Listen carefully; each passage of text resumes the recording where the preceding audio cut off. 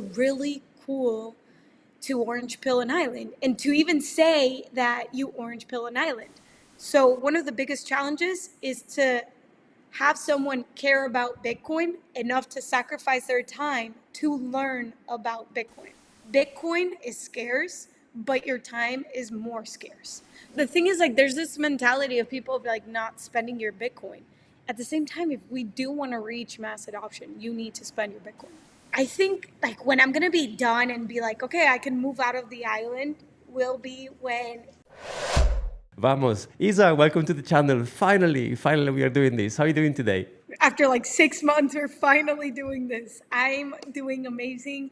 I got my little coffee mug, so I'm thriving right now. Fantastic. Guys, as always, in the description, I will link Isa links. For those who don't know, you are the lady who's orange peeling an entire island. But before we dive into it, can you tell us a little bit about yourself? Well, to simplify it, obviously everybody has a long life. I was born in Peru.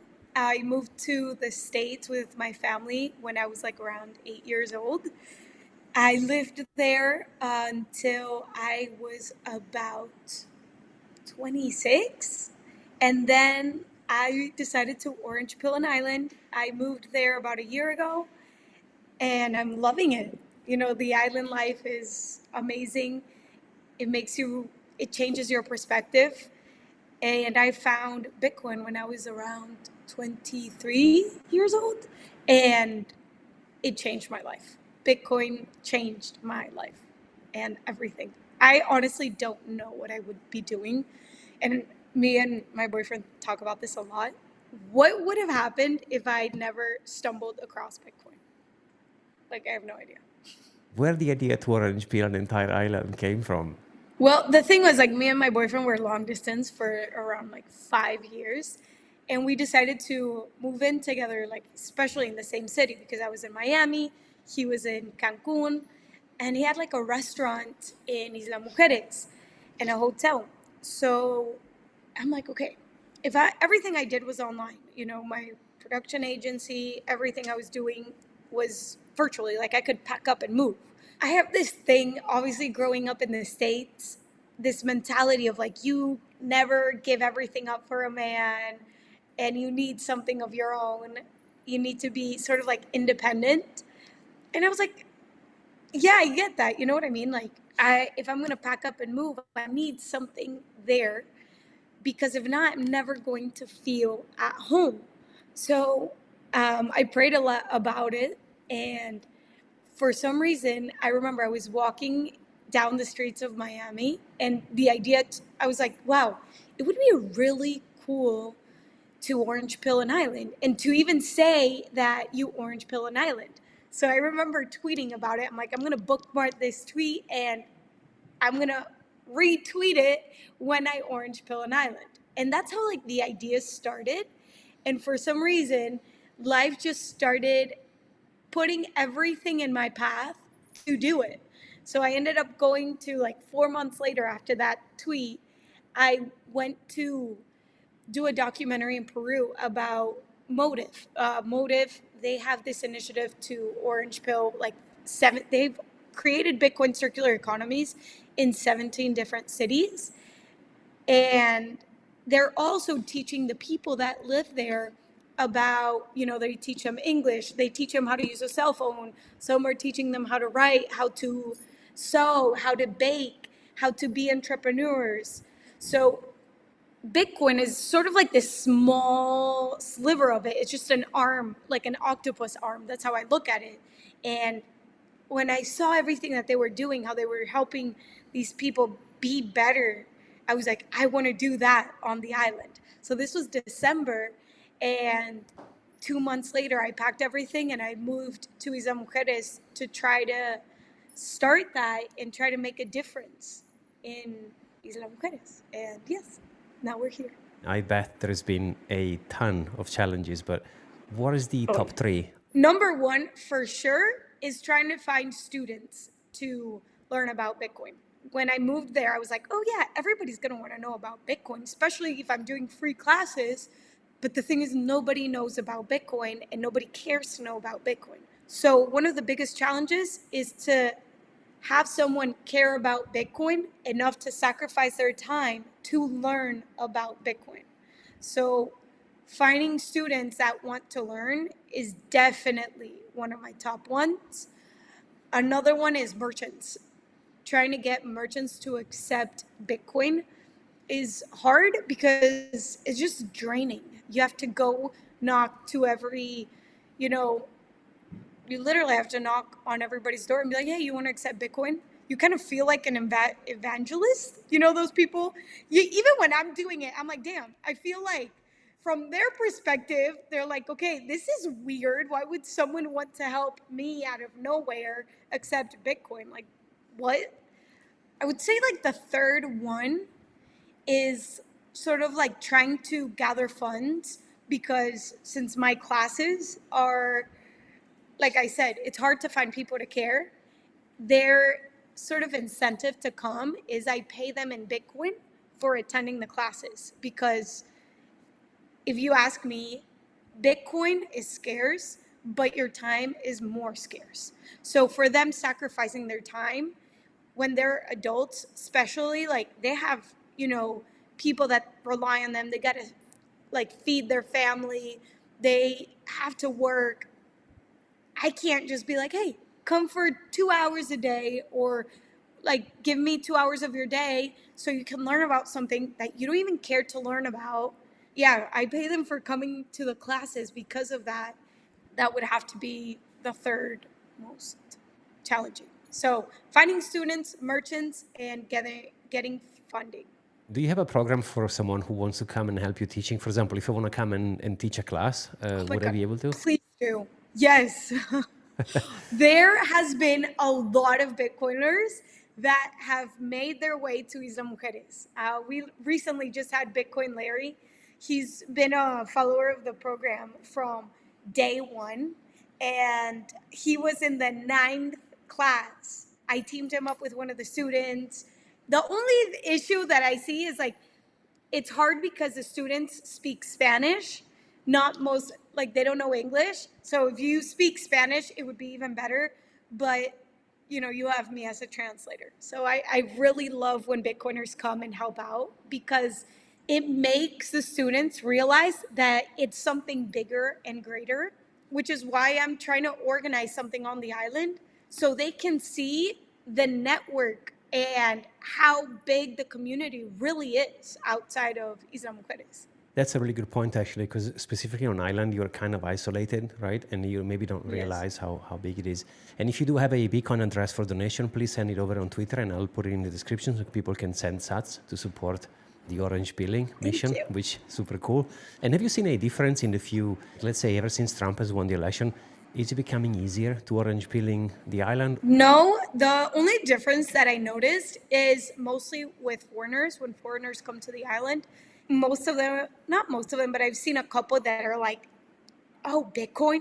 They kind of relate Bitcoin to supporting Trump. And let's be honest, with politics, there's like a huge line in the middle. Either you're pro Trump or against Trump. I realize Trump has a lot of haters. I don't know what that man has ever done to people, but literally, people just some people are like super anti Bitcoin because Trump is pro Bitcoin. And that's one of the things that I've noticed, but it comes from foreigners, not from people on the island. People on the island, they don't even care. Yeah, that's a good point. I mean, I remember ever since he won the election, there was this kind of binary mentality thinking, okay, if Kamala is going to win, we're going to dump. If Trump is going to win, we're going to pump. And then he launched two meme coins, Melania and Trump. And then he's done his own DeFi platform, launching his own USD1 stablecoin. I don't know if you noticed, but in WorldCoin, the one his thing that he created back in January, his whole family was literally on the board. And fast forward to a couple months back, they took everybody out of the board, and now they say that it's like not even done by them. So it's really funny. Of course, whatever happens in politics is going to impact short term the price of Bitcoin, right? But in the long term, Bitcoin doesn't care. It doesn't matter. It's the only badger, right? So who cares? In 10 years from now, Bitcoin doesn't care. It doesn't matter.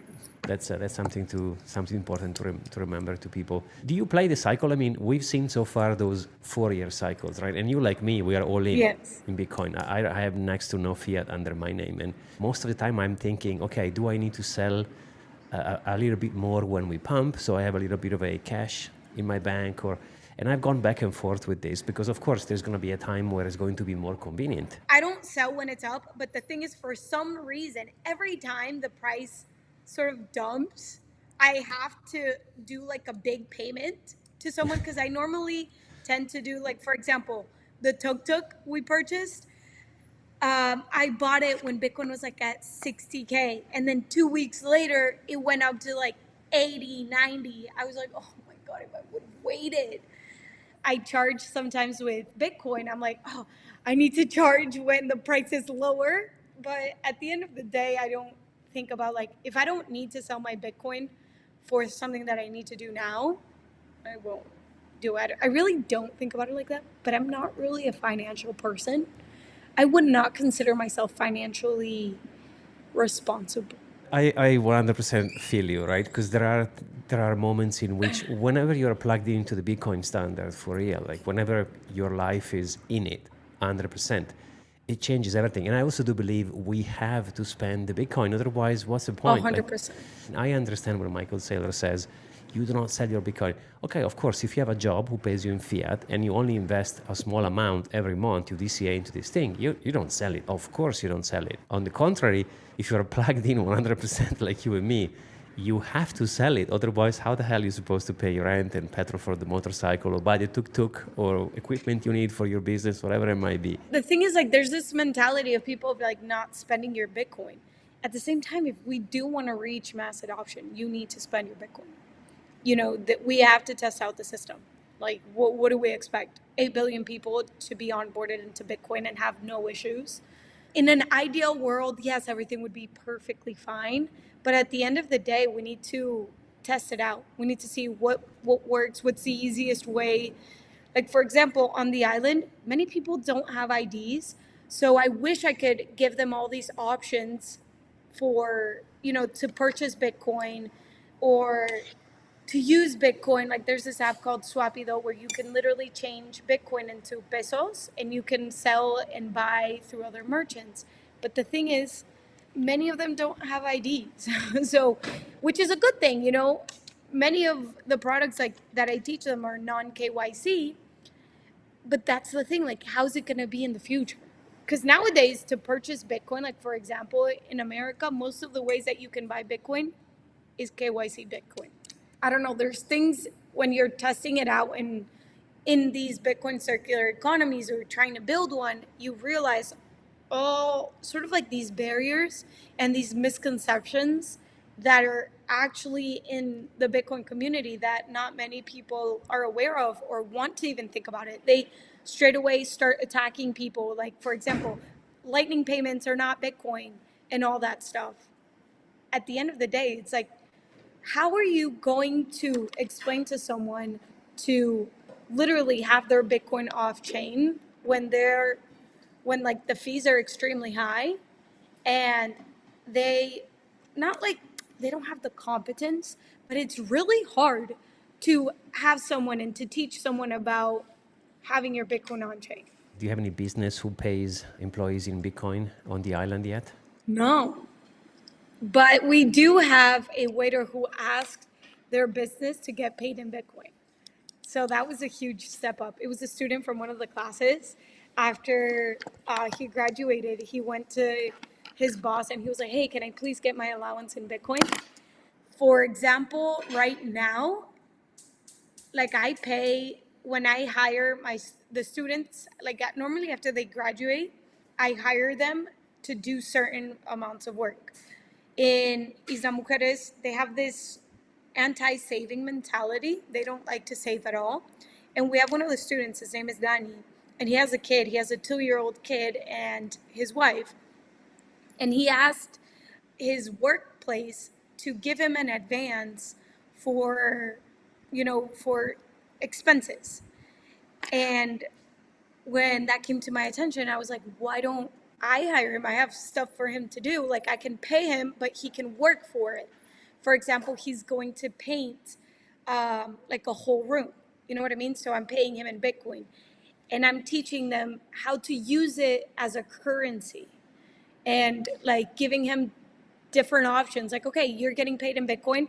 These are the 6 ways that you can either convert it into pesos or use Bitcoin and live your day to day.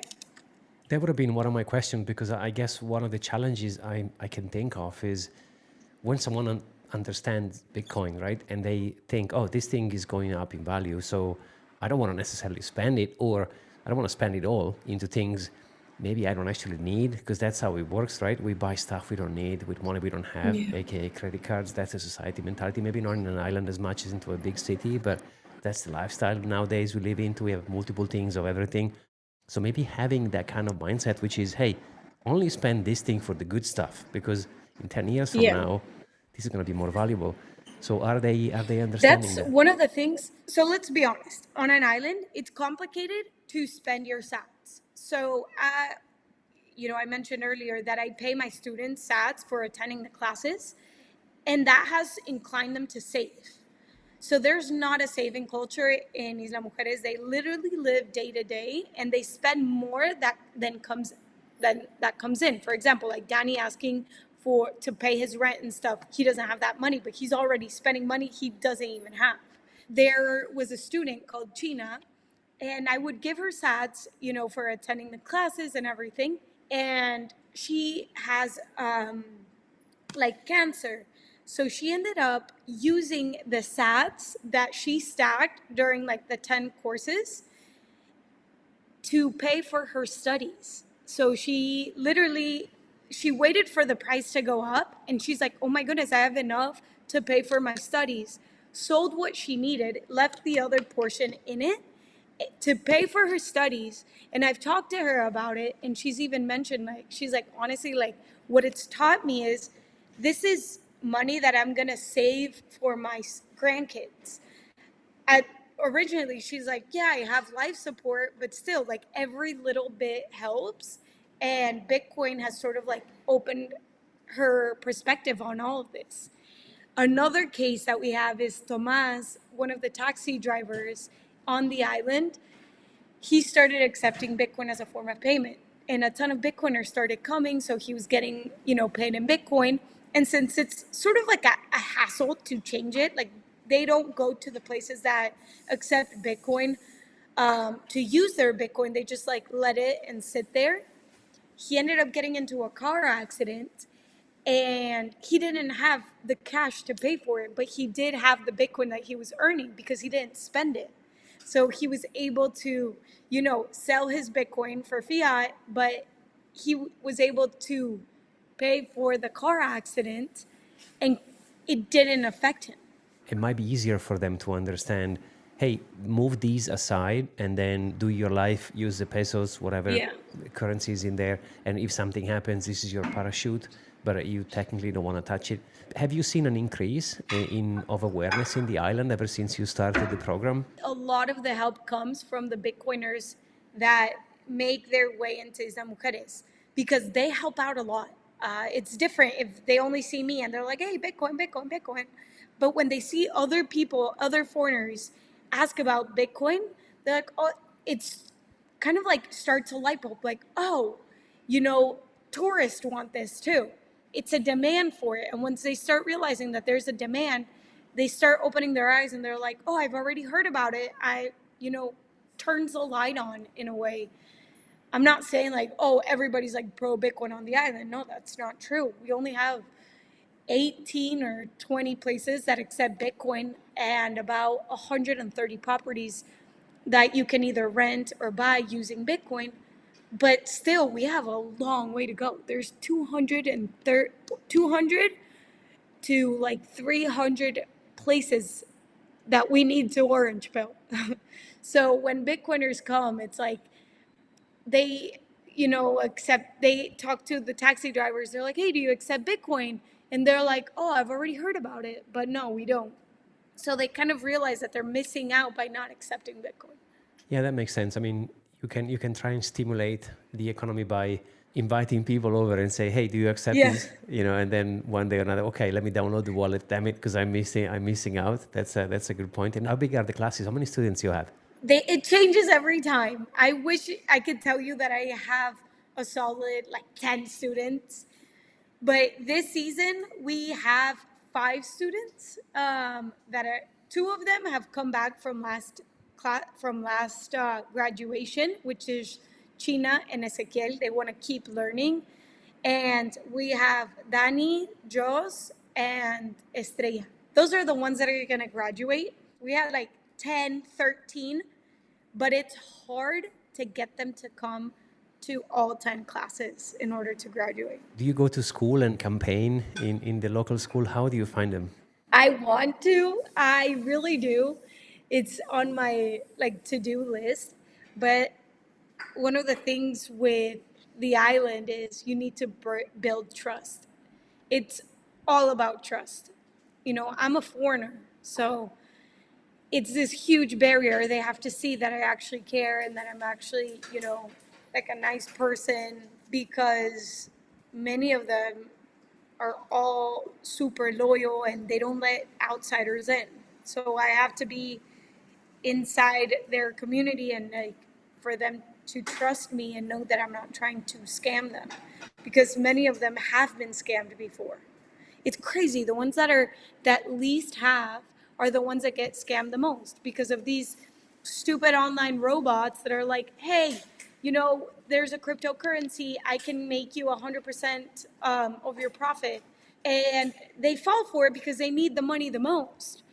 And they get scammed. And they relate that to Bitcoin because, you know, many people can assure you, like, when you haven't put in the work and you haven't studied about Bitcoin, many people relate it as a cryptocurrency. It's crazy once you look back at everything that you accomplish, you realize the small little steps go a long way. And sometimes I get so focused in what I need to accomplish next that I forget to look back in everything that we've done. I think like when I'm gonna be done and be like, okay, I can move out of the island, will be when Bitcoin is used as a medium of exchange and there's sort of like this Bitcoin circular economy happening. Right now we're in like in the early stages, but I'm seeing more progress than I would have thought. You know, obviously from the beginning I had really lofty goals. I thought everything was going to be possible in like a year or two. But the more that I'm there, the more I realize you need to nurture it. You need to like be there, and it's like a constant follow up. Like you have to go to all the places that you orange pill. And I'm learning a lot from all these other Bitcoin circular economies as well. Because when I started, I kind of didn't do any research. I was just like, okay, I'm going to try.